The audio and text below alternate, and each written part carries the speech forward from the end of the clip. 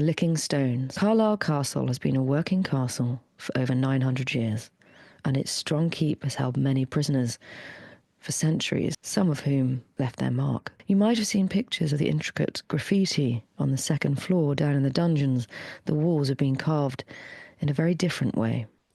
After the defeat of the Jacobites in 1746, many prisoners were brought here by the Hanoverian government and the British government of the day, and they were imprisoned at Carlisle Castle.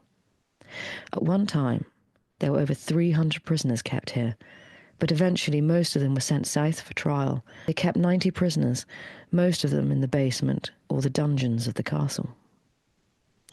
Throughout the very warm weather of 1746, 90 prisoners were kept crammed into that very small space in the dungeons. The trials only started in September 1746. There was very little water, but if you visit, as you'll be able to tell when you stand down there, the walls are damp.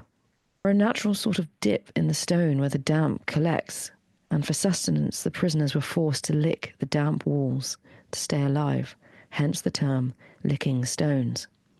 They licked the stones to quite literally stay alive.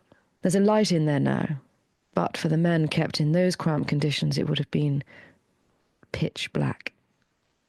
And the atmosphere?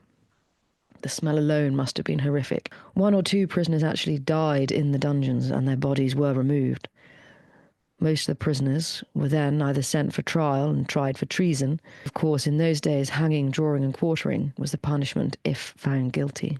That did actually happen at Carlisle, and about a third of the prisoners were executed for treason.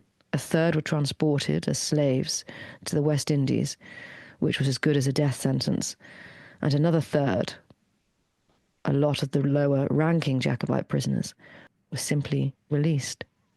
It must have been a horrendously gruesome time to be there, but reputedly the folk song Bonnie Banks of Loch Lomond was written at Carlisle Castle at the time, the low road in reference to the grave.